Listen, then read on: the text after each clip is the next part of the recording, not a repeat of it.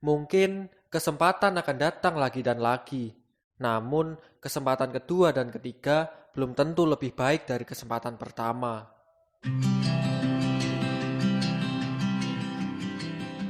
2 minggu sebelum tanggal 26 September 2020, salah satu teman mengajak saya mendaki gunung yang ada di Jawa Timur, tepatnya di Kota Batu. Iya, Gunung Butak.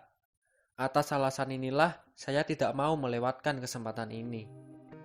Saya mendaki bersama 3 orang.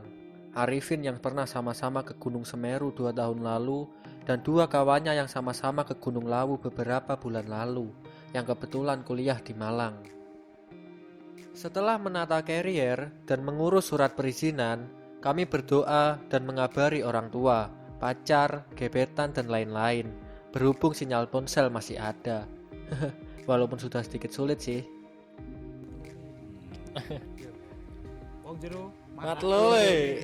Kami pun memulai melakukan perjalanan. Beberapa langkah kaki ini melangkah, kami dihadapkan dengan percabangan. Kanan ke Gunung Butak dan ke kiri ke Gunung Panderman. Iya, pendakian Gunung Butak ada 2 jalur, via Panderman dan via Sirah Kencong. Konon, karena jalur Sirah Kencong terlalu menanjak dan berat, kami memutuskan untuk mendaki via Panderman yang lebih landai dan nyaman, senyaman saat aku bersama kamu. Setelah beberapa puluh menit berjalan, cuaca panas dan debu yang mulai berterbangan membuat energi kami cepat terkuras. Lantas, kami memutuskan untuk beristirahat, sejenak duduk dan menghisap madu supaya tenaga kami tetap stabil. Kami pun kembali berdiri, melangkahkan kaki dan kembali bercengkrama dengan debu yang seolah-olah mencari lubang hidung dan mulut kami, yang mengharuskan kami memakai buff. Kami akhirnya sampai di pos 1 Gunung Butak. Dia yang tiba-tiba menghilang saat sayang-sayangnya, begitupun dengan hujan yang tiba-tiba datang di saat terik-teriknya. Namanya juga alam, tidak bisa diprediksi.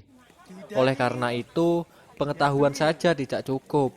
Harus dibarengi dengan persiapan yang matang, seperti peralatan, logistik, obat-obatan, dan perlengkapan pendukung lainnya, supaya meminimalisir terjadinya hal yang tidak kita inginkan. Setelah basah-basahan dan perut yang mulai lapar karena beban, pos 1 seakan-akan menjadi jawaban. Di sini terdapat warung yang menjual kopi dan gorengan. Tak lama, ada 3 pendaki yang baru datang. Tanpa pikir panjang, Arifin menyuruh pendaki tersebut untuk berteduh di bivak kami. Kami pun berkenalan dan mengobrol ringan, sembari meminum kopi dan menikmati dinginnya sikap kamu. Dinginnya pos 1 yang sangat memanjakan mata. Tatkala hujan reda, beberapa dari kami mengambil air di sumber air yang ada di pos 1. Iya, di Gunung Butak ada 2 sumber air, di pos 1 dan di Sabana, yaitu pos 4.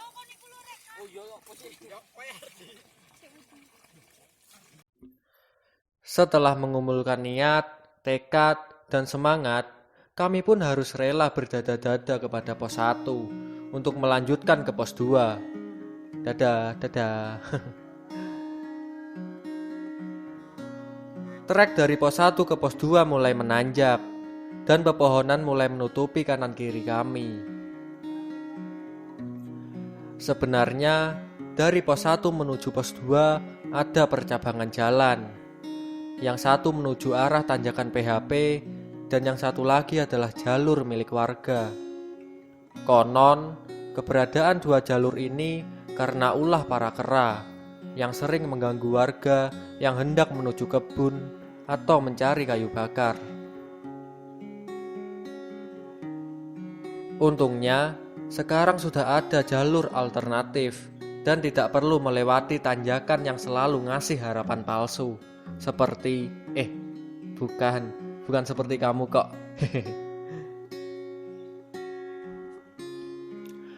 Setelah melewati tanjakan, kami pun sampai di pos 2. Alangkah terkejutnya, kami bertemu lagi dengan 3 pendaki tadi.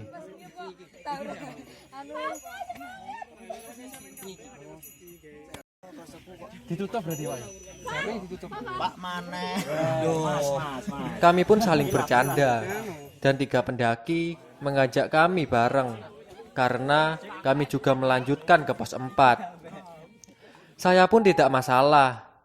Kami pun melanjutkan pendakian malam. Mendadak saya memikirkan satu hal. Apakah nanti 3 pendaki akan membuat lambat pendakian kami? Atau justru sebaliknya?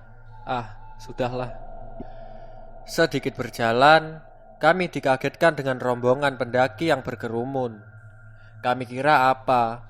Ternyata ada salah satu pendaki yang mengalami masalah pada kakinya atau kram. Tak hanya 1 kali, bahkan kami bertemu lagi dengan pendaki yang mengalami kram. 3 pendaki pun memberi saran supaya mendirikan tenda di sini. Karena jika dipaksakan, ditakutkan akan menjadi lebih parah. Jam menunjukkan pukul 7 malam. Kami kembali berjalan dengan kaki yang mulai sakit, pundak yang mulai pegal, dan mental yang harus tetap dijaga. Kami pun sampai di pos 3. Melihat beberapa tenda, di sini godaan mulai ada. Melihat kondisi saya dan 3 kawan saya yang mulai mager, di sisi lain, 3 pendaki tak sedikit pun terlihat berkurang rasa semangatnya, walaupun umur berbeda jauh dari kami. Saya pun teringat apa yang saya pikirkan tadi. Ternyata saya salah sangka. Fisik tidak dilihat dari umur. Setelah itu, kami kembali semangat dan kami memutuskan untuk sampai Sabana. Di tengah perjalanan, kami melihat banyak pohon dan ranting bekas kebakaran. Saya pun terlintas satu hal. Negeri kita memanglah cantik, namun si cantiknya sedang terluka. Segera membaik negeriku. Suara gemuruh angin mulai terdengar jelas, menandakan sebentar lagi kita akan sampai di Sabana Gunung Buta. Alih-alih senang, kami pun mulai merasakan dingin yang amat sangat dingin. Dan kami pun mulai memakai jaket tebal.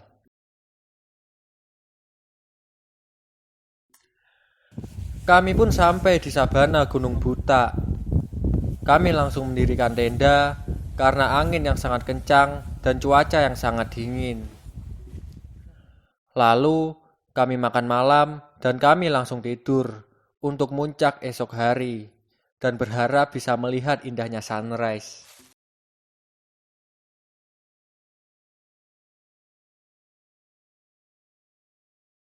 Pagi pun datang, bebarengan dengan mentari yang pelan-pelan mulai menampakkan dirinya. Tunggu. Ini jam berapa? Saya pun melihat layar ponsel dan melihat angka 07.15.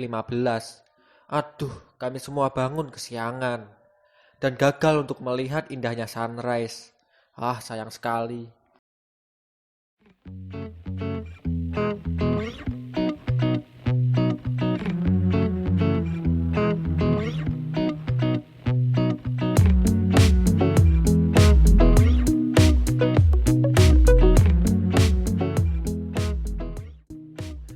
Ada penyesalan, namun tak mengurangi rasa takjub kami terhadap keindahan Sabana Gunung Buta.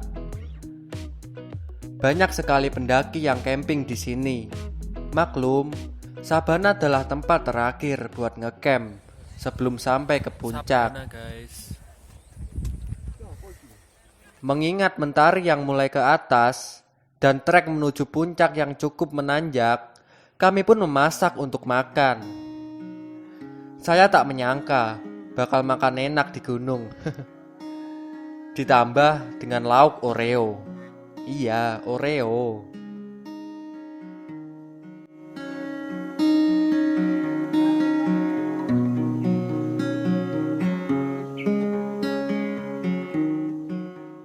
Sekitar pukul 9 pagi, kami mulai mendaki ke puncak. Namun, kami tidak membawa carrier karena cukup membahayakan karena kontur trek yang menanjak. Dari balik bukit, Gunung Semeru menampakkan diri dengan gagahnya. Cantik sekali. Kami pun sampai di batas vegetasi, ditandai dengan pepohonan lebat di sepanjang trek menuju puncak. Sampai di sini, medan tetap sama, dengan tanah yang berdebu, hanya saja lebih menanjak. Pasti lebih berat kalau sambil menggendong carrier, tapi tak seberat menahan rindu. Saja.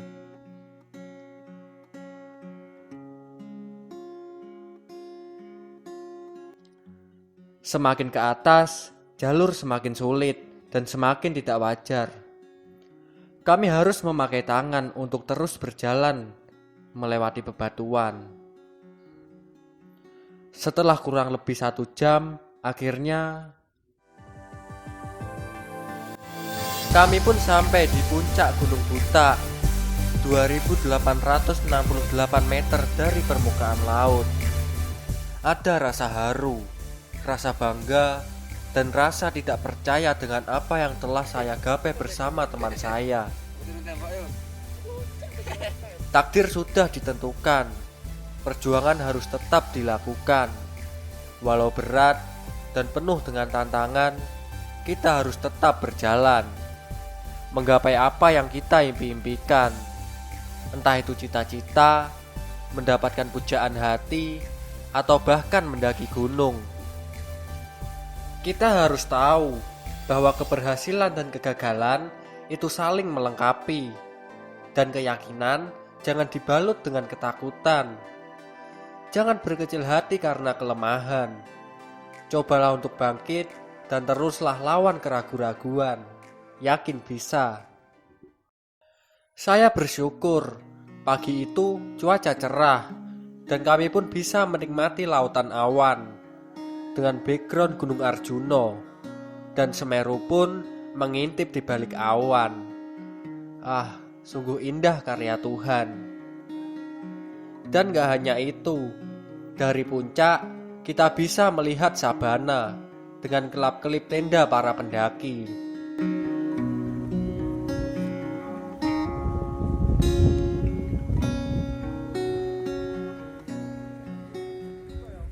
Setelahnya, kita pun turun dengan perasaan campur aduk, lelah, lega, bangga, bahagia, dan sayang.